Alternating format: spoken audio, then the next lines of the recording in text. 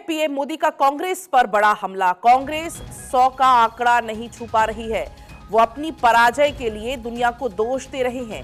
कांग्रेस की कोई राज्य सरकार सत्ता में दोबारा नहीं लौटती। कांग्रेस को सिर्फ विश्वासघात करना आता है, ये और इनकी गारंटियां झूठी हैं। कांग्रेस का ज्यादातर समय आपसी झगड़े में गुजरता है। दरअसल आज प्रधानमंत्री नरेंद्र मोदी का 2 राज्यों का कार्यक्रम, इनफैक्ट 3 राज्यों का, शाम को चूंकि गुजरात पहुंचना है, ऐसे में जब वो कार्यक्रम में सम्मिलित हो रहे थे तो इस दौरान वो जमकर घेरते हुए कांग्रेस को नजर आते हैं। मंच की तस्वीरें भी आपको हम दिखा रहे हैं, लेकिन इस दौरान वो कांग्रेस को जमकर घेरते हैं और कहते हैं कि कांग्रेस 100 का आंकड़ा नहीं छू पा रही है। वो अपनी पराजय के लिए दुनिया को दोष दे रहे हैं। कांग्रेस की कोई राज्य सरकार सत्ता में दोबारा नहीं लौटती। सुनिए। अपने पार्टी के नेताओं को भी वादे करना और फिर पीठ में छुरा भोंकना। छत्तीसगढ़ में वही किया, राजस्थान में वही किया, कर्नाटका में अभी भी वो खेल चल रहा है। अब केरला की बारी है। साथियों, हिमाचल में तो कांग्रेस सरकार के हालत सुनकर के आप हैरान हो जाओगे। ये इनकी इकोसिस्टम है, मीडिया वाले बाहर बात आने नहीं देते।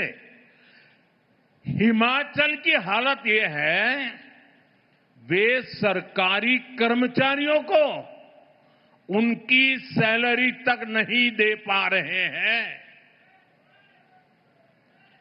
इधर तेलंगाना में क्या हाल है? किसानों को आत्महत्या के लिए मजबूर होना पड़ रहा है। यानी कांग्रेस जहां पर भी है, वहां या तो शाही दरबार की खातिरदारी में खजाने की लूट हो रही है या लूटे हुए पैसों के लिए झगड़ा हो रहा है। साथियों, कांग्रेस की पहचान आज एक परजीवी पार्टी की बन गई है और इसलिए वो पहला मौका मिलते ही अपने साथियों के साथ भी विश्वासघात करती है। और इसलिए ही कहा जाता है कि कोई ऐसा सगा नहीं जिसे कांग्रेस ने ठगा नहीं। और इस बीच हमारी पॉलिटिकल एडिटर अदिति नागर हमारे साथ जुड़ गई हैं। अदिति, अभी हमने सुना किस तरीके से प्रधानमंत्री मंच से जमकर कांग्रेस को घेरते हुए नजर आए। कोई ऐसा सगा नहीं जिसको कांग्रेस ने ठगा नहीं।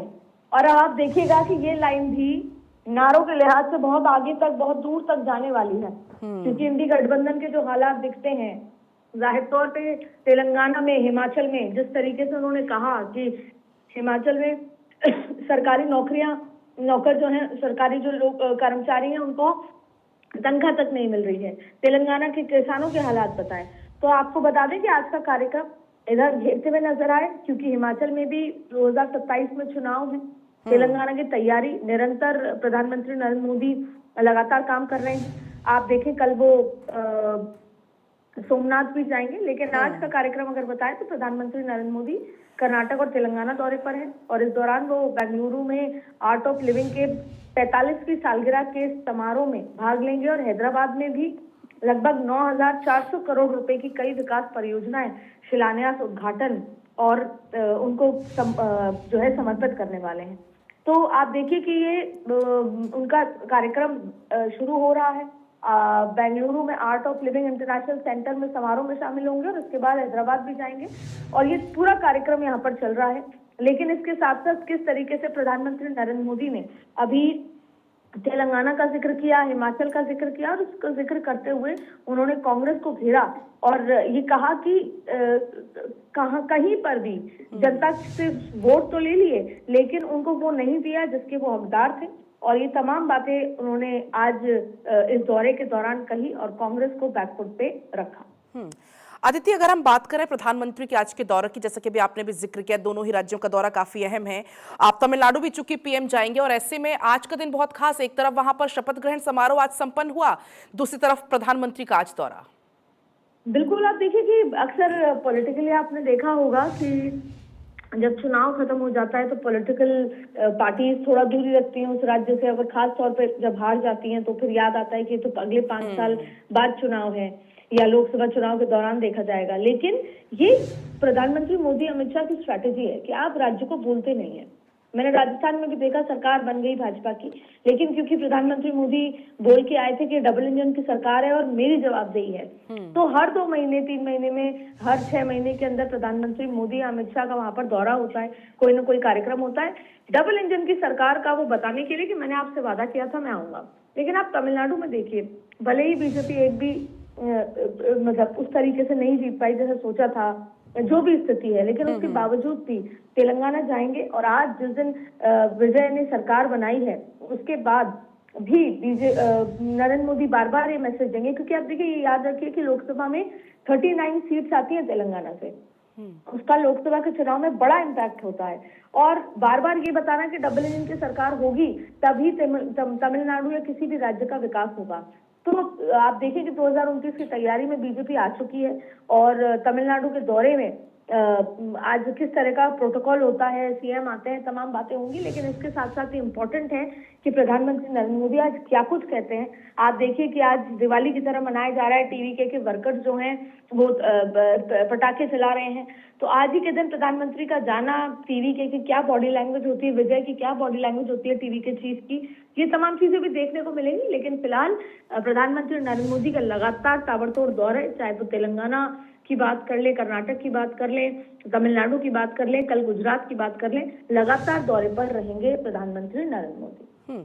और अदिति, क्योंकि तमिलनाडु अभी एक बड़े राजनीतिक परिवर्तन से भी निकल रहा है, राजनीतिक परिवर्तन वहां पर हमें देखा है, तो ऐसे में प्रधानमंत्री का ये दौरा और ज्यादा खास बना देता। हालांकि अभी हमने देखा अदिति कि पीएम ने सुबह सवेरे बधाई भी दे दी है यहाँ पर विजय थलपति को।